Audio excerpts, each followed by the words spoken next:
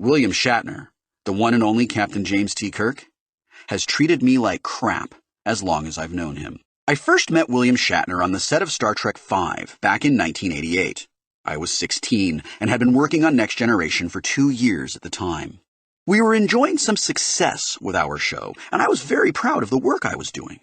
When I found out that the original series cast would be working next door to us for 2 months, I was beside myself. Gene Roddenberry was still heavily involved with the production of TNG back then, and he and I were good friends. When I'd pass by his door, it was not uncommon for him to throw an executive out of his office and ask me in for a visit. He offered several times to make introductions, but I always declined. If I was going to meet these legends of science fiction, I was going to do it on my own. For weeks, I tried to get up the nerve to introduce myself.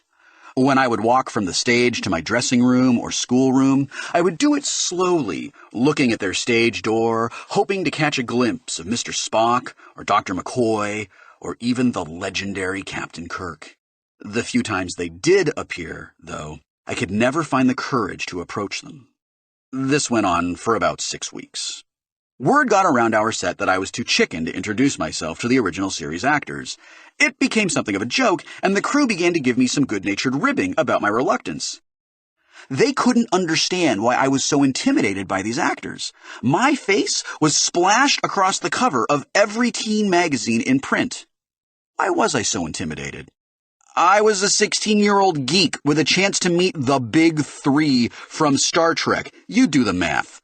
One afternoon, while I was sitting outside Stage 9, talking with Mandy, my costumer, they opened the huge stage door across the way, and I could see right into the set. Standing in the middle of it all was William Shatner. He held a script open like it was a holy text. The way he gestured with his hands, I could tell that he was setting up a shot and discussing it with the camera crew. I waited for the familiar rush of nerves, but it didn't come. Seeing him as a director and not as Captain Kirk put me at ease. I knew that this was my moment. I was wearing the gray acting ensign spacesuit. Because it was a jumpsuit, I would tie the sleeves around my waist and wear a lightweight fleece jacket zipped up to cover the embarrassing muscle suit the producers had me wear. We all wore those muscle suits, but I think I was the most traumatized by it. I turned to Mandy and took off my fleece. I asked her to zip up my spacesuit and fasten the collar. If I was going to meet William Shatner, I was going to do it looking as Starfleet regulation as I could. I got a high five from one of the Teamsters as I confidently walked across the street and into the cargo bay of the Enterprise 1701A. It took about 8 steps for my confidence to evaporate. Surrounded by extras in Starfleet dress, standing next to a shuttlecraft, William Shatner, director, was immediately transformed into Captain Kirk, intergalactic legend. I was transformed from Will Wheaton, fellow actor and film industry professional, into Will Wheaton, drooling fanboy and Star Trek geek. I looked around. I guess I blended in well because nobody had noticed me. I turned to make my escape and bumped into a still photographer who had worked on Next Generation the first season. "Hey, Will, what are you doing here?" he asked. I swallowed and looked at the stage door. I just, came over to, look around, and stuff, I said. I shuffled my feet and began to move back toward the safe familiarity of my own spaceship. "Well, as long as you're here, you should meet Mr. Shatner." "Mr. Shatner? Who's Mr. Shatner?" "There's no Mr. Shatner here, just Captain Kirk and several Starfleet officers." He turned toward Captain Kirk and he called out, "Hey, Bill, come here a second." My heart began to beat rapidly as he turned toward us. Captain Kirk looked right at me. I froze. He gave his book to someone and began to walk in our direction. I involuntarily straightened my back, sucked in my stomach. My muscle suit felt tight and awkward around my arms and chest. Within seconds, he was standing next to us. He was about my height, looked heavier than he did on television. Captain James T. Kirk of the Starship Enterprise said, "What can I do for you?" "Well, Bill, this is Will Wheaton. He's part of the cast of The Next Generation, and he'd like to meet you." Captain Kirk looked at me for a long time. "So, you're the kid on that show?" He seemed annoyed. My throat and mouth were dry, and my palms were sweating. My heart pounded in my ears as I answered, Yes, sir. My name's Will. He continued to look at me. I carefully wiped my hand on the hip of my spacesuit and extended it. Nice to meet you, I said. He didn't take my hand. What is that, your spacesuit? He said, and made a sound that was somewhere between a laugh and a cough. Oh, this? Yeah. It's not as cool as yours, but it's what they tell me to wear. I put my hand down. I really wanted to leave. I felt a little lightheaded. Why wouldn't Captain Kirk shake my hand? And why didn't he like my spacesuit? Could he see the fake muscles? Maybe he didn't like the color. I became hyper-aware of the spandex, clinging to my body, and longed for the comfort and safety of my fleece jacket. Well, he asked. Oh no, he'd asked me a question and I'd missed it. Excuse me? I replied. I said, what do you do over there? There was a challenge in his voice. Oh, well, I'm an acting ensign, and sometimes I pilot the ship. Maybe he'd be impressed that I'd already logged several hours at the helm of the Enterprise D, all before the age of 16.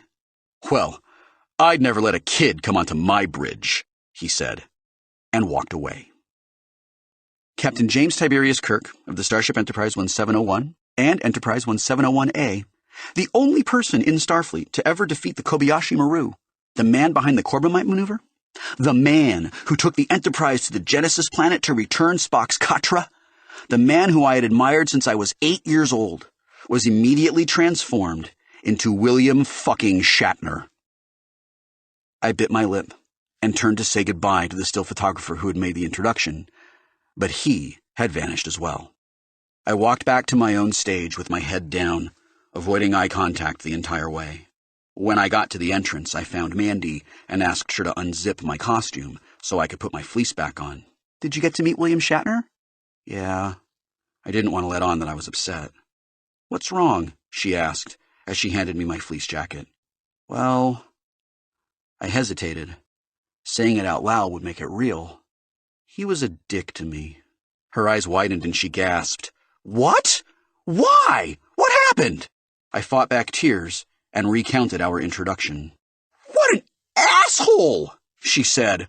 Oh, Will, I'm so sorry. I nodded my head and she gave me a hug. I drew a deep breath, shrugged my shoulders, and walked back to my trailer, where I sat down and cried.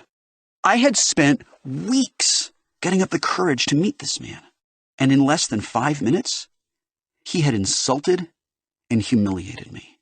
He had reduced me from peer to peon. I'd worn my stupid costume, thinking that it would matter to him, and he'd made fun of it. 15 minutes later, an assistant director knocked on my door and told me that they were ready for me on the set. I stood up, wiped my face off. I walked to the makeup trailer, taking great pains to look at the ground, the walls, the sky, anything that would keep my head turned away from the Star Trek V stage. I sat in the chair, and my makeup artist, Jana, began to touch me up. I heard about what Shatner did to you, she said. Fuck him. He's a jerk, and he has been for years. He's probably just jealous that you're younger, better looking, and more famous than he is. I sighed. I didn't want him to be a jerk, and I didn't think that he was jealous of anything. I was certain that I'd done something wrong. I walked into the stage and took my seat on the bridge of the Enterprise D next to Brent Spiner. I heard about Shatner, Brent said. Jesus Christ, was this on the news or something? Yeah, I said. You know he wears a toupee, right? I giggled. No, I didn't know that. Yep, he's balder than old Baldy up there. He tossed a gold thumb over his shoulder at Patrick. I giggled some more as the stored-up adrenaline coursed through my veins. Boy, that's pretty bald. Yep. Brent put his hands up on his console. The first AD said, "This will be picture. Action." Patrick entered from his ready room and walked to the captain's chair. Mr. Crusher, take us out of orbit and lay in a course for the Ramatis system. Warp 6. Aye, sir. My fingers danced over the con. Course laid in, sir. Make it so, Mr. Crusher. The camera creaked back on the dolly track as the Enterprise D went to warp speed. Cut! The actors can relax for about 10 minutes. Gene Roddenberry would like you to call his office, Will. Okay. I changed direction and walked to the stage phone. My heart began to beat hard in my chest. Had Gene heard too? William fucking Shatner had known Gene for over 20 years. If Gene knew that I'd upset him, maybe Gene would be upset at me too. I passed the craft service table. Michael Dorn and Jonathan Frakes were pouring cups of coffee. To hell with him, W, Jonathan said. I love it when he calls me W.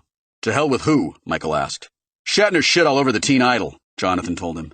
Beneath his latex Klingon forehead, Michael rolled his eyes. You want me to kick his ass, Will? No, that's okay. Thanks, though, I said. I've got your back, man, Michael said. I dialed Gene's office and told his secretary that I was returning Gene's call. He's expecting your call. Just a second, Will. I understand that you had some words with Bill Shatner today. Oh, my God. Was he going to be mad at me? Yeah, I said. Will, Bill Shatner is an ass. I am proud to have you on my show. Don't you ever forget that. Did Gene just call William fucking Shatner an ass? And then say he was proud of me? Come by my office soon, okay? Okay. See you then. He hung up. I began to feel better. Though a childhood hero had kicked me in the nuts, a bunch of people who I cared about and respected had all made efforts to put it in perspective. I felt loved and protected. The next day when I got to work, there was an envelope on my dressing room table. I dropped my backpack and tore it open. Inside, there was a single 3x8 note card. The Paramount Pictures logo was stamped into the top in blue, and William Shatner was stamped into the bottom in gold. There was a message typed on the card, which said, Dear Will, you are a fine young actor, and I would be honored to have you on my bridge any day. Sincerely yours, Bill. The phone rang. Will, it's Gene. Good morning, Gene, I said. I spoke with Bill Shatner yesterday, and he should be dropping a note off for you today. You are a fine young actor, he said. See you later. I couldn't believe it. Gene Roddenberry, creator of Star Trek and the Great Bird of the Galaxy, had called William fucking Shatner, James T. Kirk, and director of Star Trek V, and asked him to apologize to me, Will Wheaton, 16-year-old acting ensign and drooling fanboy. Of all the wonderful gifts Gene gave me across the years, that is one of the most fondly remembered.